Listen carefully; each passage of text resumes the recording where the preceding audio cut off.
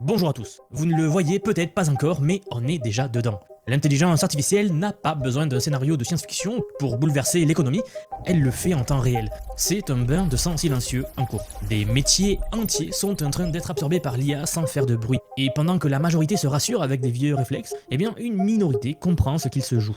Et laissez-moi vous dire que si vous ne comprenez pas ce qui est en train de se passer, et surtout comment réagir maintenant, cette vidéo va tout changer pour vous. Les modèles d'IA actuels, et surtout ceux qui arrivent, moins chers, plus rapides, plus efficaces, sont en train de s'infiltrer partout, littéralement. Ce n'est pas moi qui le dis, ce sont les plus grands chercheurs de Harvard dans cet article fascinant publié il y a très peu. Leur constat est implacable. What gets measured, AI will automate. Donc ce que vous mesurez, l'IA pourra l'automatiser. Et vraiment, ce qu'elle peut automatiser, elle va le faire. Ce n'est pas une hypothèse, c'est vraiment une dynamique en marche. On parle bien d'un changement de paradigme. Et franchement, plus besoin d'atteindre une intelligence artificielle générale, une AGI, pour bouleverser le travail des designers, des photographes, des animateurs, des écrivains, des emplois de bureau, etc. J'en passe. Car même les comptables, les analystes financiers, les consultants, les fiscalistes... Bon, je pourrais continuer comme ça toute la journée, mais en gros, tous ceux dont le travail repose sur des tableaux, des chiffres, des procédures, donc qui est mesurable, sont déjà en train de voir l'ombre de cette automatisation passer sur leurs écrans. Vraiment, l'IA, elle peut désormais analyser des océans de contenu à une fraction du prix et avec une qualité qui progresse chaque mois. Alors, la question que tout le monde se pose, c'est jusqu'à où est-ce que cela ira? Et surtout, à quelle vitesse? Dario Amodei, patron d'Anthropic, donc l'IA Claude, et même Sam Altman de chez OpenAI, donc ChatGPT, ont tous les deux récemment fait des articles à ce sujet. Je vous les ai même présentés sur la chaîne il y a quelques jours, et qui parlent exactement de ça. De la restructuration majeure de la société qui arrive. Et eux, ils n'hésitent plus, ils nous disent que l'AGI, donc cette intelligence capable de rivaliser avec les humains dans presque tous les domaines, pourrait surgir d'ici 1 à 2 ans. Oui, 1 à 2 ans, pas dans une autre génération. Là, c'est en train d'arriver sous nos yeux, on est en train d'y assister en fait. De notre côté, d'autres, comme Yann LeCun, restent plus prudents. Selon lui, les modèles actuels manquent encore de bon sens physique en quelque sorte, et de raisonnement cohérent. Mais j'aimerais attirer votre attention sur quelque chose, car c'est là que ça devient vertigineux. Disons que si le même progrès s'arrêtait brutalement demain matin, le bouleversement serait déjà en cours, en fait, le point de bascule a déjà été franchi. Alors bon, face à ça, la vraie question n'est pas de savoir si vous devez vous préparer, c'est vraiment de comprendre comment votre entreprise, votre métier, vos compétences vont réagir à cette nouvelle pression. Ou même en fait si vous êtes à la retraite, vous allez voir que ça vous impacte également directement. Et surtout comment vous repositionner plus haut dans la chaîne de valeur. Car je vous le dis franchement, plus vous restez sur des tâches mesurables, répétables, modélisables, vous allez sans doute voir une IA arriver et le faire pour vous. C'est un fait, et dans ce monde qui change à toute allure, la seule erreur serait aujourd'hui d'attendre. Donc voilà pourquoi je vais vous dire tout ce que je vais vous dire aujourd'hui, et j'espère que cette vidéo vous sera utile. Avant de commencer, je vous rappelle que si vous appréciez la vidéo au long de son visionnage, n'hésitez pas à vous abonner, meilleure façon de soutenir la chaîne, et moi me pousser à produire plus de ce genre de contenu. Ceci étant dit, on commence à décrypter l'analyse de ces chercheurs, et regardez, première question, qu'est-ce qui n'est pas automatisable ? C'est la question que tout le monde se pose, surtout ceux qui espèrent encore que leur métier sera épargné. Et pourtant, comme le rappellent les chercheurs de cet article en fait, c'est pas un débat nouveau. Il anime les plus grands chercheurs et les plus grands experts du domaine depuis des années, qui l'ont vu avant tout le monde. Mais c'est là la différence et où il faut être honnête, certaines menaces sont désormais évidentes aux yeux de tous, ou du moins d'un plus grand nombre. Par exemple, prenons les véhicules autonomes, qui pourraient bientôt remplacer des millions de chauffeurs. Les VTC, les bus, les poids lourds, ce n'est plus de la science-fiction, c'est vraiment une question de délai. Si vous suivez la chaîne, je pense que vous avez vu les dernières vidéos où on a couvert justement les dernières avancées dans ce domaine-là, c'est complètement fou ce qui arrive. Mais pour généraliser, ce qui est encore plus frappant, c'est que des pans entiers de métiers créatifs sont déjà en train de basculer. Je pense notamment à la traduction, à l'écriture, le design, même le code du quotidien. Tout ça est en train d'être absorbé par les IA. C'est pas juste une opinion, c'est mesurable. Alors ce mot est important, mesurable, vous allez comprendre dans un instant pourquoi. Regardez, il nous parle ici d'une étude réalisée par Anthropic qui nous dit qu'en février dernier, Anthropic a partagé un test, ou en tout cas une stat, qui nous dit en gros que environ 43% des échanges entre utilisateurs et leurs IA ne sont plus des discussions pour mieux réfléchir, mais ce sont plutôt des ordres directs. En fait, pour le dire clairement, les utilisateurs qui utilisent l'IA Claude délèguent entièrement une tâche à faire à l'IA. Là, à ce stade, on peut déjà parler d'automatisation pure, sous une forme un peu plus douce, mais c'est bien ça de quoi il s'agit. Eh bien, ce phénomène, ça va simplifier, tout simplement parce qu'on rentre dans l'ère des agents modulaires. Des agents modulaires, ce sont des IA capables de se passer d'instructions humaines, qui vont communiquer entre elles, entre plusieurs IA, grâce à des nouveaux protocoles qui ont été inventés il y a peu, le MCP, et qui permet justement cette communication entre les IA. D'ailleurs, tant qu'on parle de ça, petite précision, sachez que je vais bientôt vous apprendre à utiliser N8N, donc je vous prépare un méga module.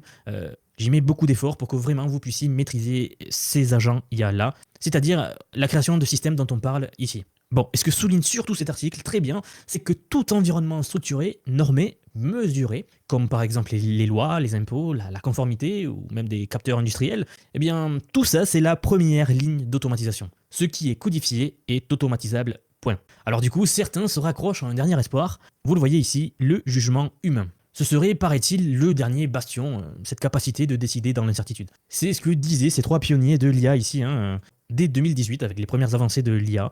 Mais en fait, même ça, l'article le dit très clairement ici, que l'on pourrait traduire par le fait que même le concept de jugement humain, eh bien c'est flou.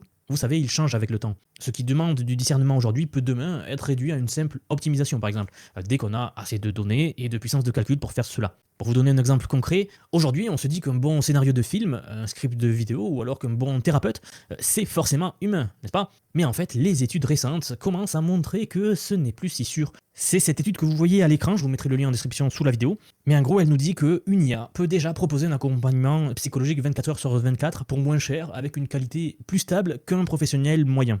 Et ce ne sont pas les rigolos du quartier qui ont publié cette étude, ce sont vraiment des chercheurs très solides et reconnus dans ce domaine-là. Alors, est-ce que ce serait aussi bon qu'un génie de l'écriture ou un génie thérapeute hors norme? Non, pas encore. Mais est-ce que ça commence à être suffisamment bon pour remplacer la majorité? C'est ça la vraie question en fait. Et donc on revient à ce point clé, comment séparer ce que l'IA va automatiser demain de ce qui restera hors de portée? Et pour répondre à cette même question, regardez, l'article nous dit qu'il faut retourner un petit peu en arrière au premier principe. Et donc pour comprendre pourquoi l'IA est en train de tout balayer sur son passage, il faut revenir à un détail clé, à la méthode qui a déclenché l'explosion actuelle. En fait, peut-être que vous le saviez, mais tout a basculé quand on a compris une chose simple. Si d'un côté vous avez assez de données, d'informations, si d'un autre vous avez un objectif clair, et encore un autre la puissance de calcul suffisante, alors l'IA elle peut apprendre n'importe quelle tâche. Alors c'est exactement ce qu'il s'est passé en 2012 avec AlexNet. Vous savez, à l'époque, 3 chercheurs, considérés aujourd'hui comme les pères de l'IA, dont nous parlons souvent sur la chaîne, dont Geoffrey Hinton, qu'on parle souvent, prix Nobel, ont pulvérisé tous les records avec ce qui est connu aujourd'hui comme la première IA moderne. Et ça a été là le vrai point de bascule, parce qu'en fait, ils ont prouvé qu'une machine pouvait apprendre toute seule à voir. Et depuis, c'est encore cette recette-là que l'on applique pour tous les autres domaines. La vision par l'IA pour la vision, pour le texte, pour l'audio, pour le code, et même maintenant pour la décision stratégique, ou alors la manipulation d'outils au travers des robots. Bon, pourquoi je vous dis tout cela? Parce que tout ce que l'on peut quantifier devient automatisable. Et c'est là que ça devient dangereux, parce que si votre métier à vous repose sur des tâches mesurables, pour vous donner des exemples, des tableaux Excel, des images à analyser, des règles à appliquer,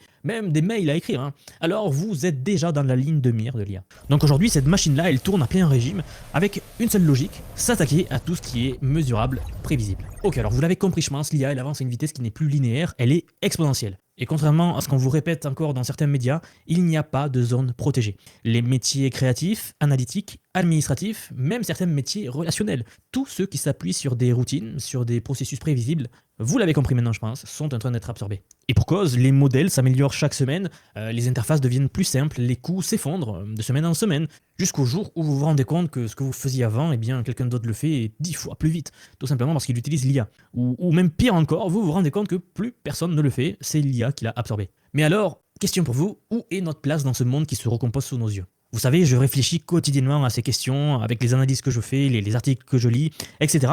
Et cet article ici de Harvard, eh bien, nous résume en fait le concept avec une lucidité incroyable et nous donne vraiment une réponse avec laquelle j'adhère totalement. C'est leur première phrase ici. Humans are evolutionary generalists. C'est-à-dire que nous sommes des généralistes. En gros, pour le dire simplement, nous sommes des êtres façonnés par l'incertitude, capables de marcher sur des cartes incomplètes, de naviguer à vue, de naviguer dans l'inconnu. C'est ça notre atout, ce n'est pas la répétition de tâches prévisibles comme le fait l'IA. Notre plus grande force, c'est vraiment l'adaptabilité. Et j'adhère totalement à ce point de vue. Notre point fort, c'est l'élasticité de notre pensée, la capacité à imaginer des scénarios qui n'existent pas encore, à improviser, à changer de stratégie au moment précis en fait où les règles changent. Bon, bien sûr, je reste lucide, c'est ce que je vous invite à faire également. Je sais que cette zone est en train de rétrécir également, parce que l'IA progresse. Mais en tout cas, si elle fait quelque chose, c'est de nous libérer, nous les humains, de tout ce qui est prévisible. Elle va prendre en charge ce qui peut être modélisé, calculé, anticipé. En gros, elle transforme notre intelligence en process. Et nous, ce qu'il risque de nous rester, ce sont les problèmes qui ne sont pas forcément prévisibles. Et c'est à ce moment-là, c'est là que le bain de sang va commencer. Vous savez, je pense que l'économie du futur ne sera pas forcément plus douce, mais elle sera en quelque sorte plus dure. Elle va sans doute concentrer les opportunités en haut de la pyramide en fait. Stratégie, innovation, création à fort impact, communication ultra maîtrisée, gestion de l'inconnu, ce dernier point est important. Ce ne sont plus les diplômes qui vont vous protéger, c'est vraiment votre capacité à danser avec l'IA et l'état actuel du monde. Donc votre capacité à penser avec elle, à la diriger, à l'amplifier, à la combiner, à tout simplement en faire un levier et non pas une menace dans le monde qui arrive. Car je vous l'ai dit, l'IA elle va s'occuper de tout ce qui est prévisible, vous de tout ce qui est imprévisible. Mais pour vous occuper de ce qui est imprévisible, vous allez devoir utiliser l'IA. Et ceux qui vont savoir faire ça, eh bien, vont prendre toute la place et les autres regarderont. Bien sûr, il reste des domaines où l'humain a encore l'avantage. Là où l'incertitude est trop profonde encore à ce jour, là où on ne peut même pas définir de risque. Mais question pour vous, pour combien de temps? Car dès que l'IA pourra capturer les signaux de ces domaines-là, eh bien, elle y entrera également. Alors, si je veux que vous reteniez quelque chose de cette vidéo, posez-vous cette question sincèrement.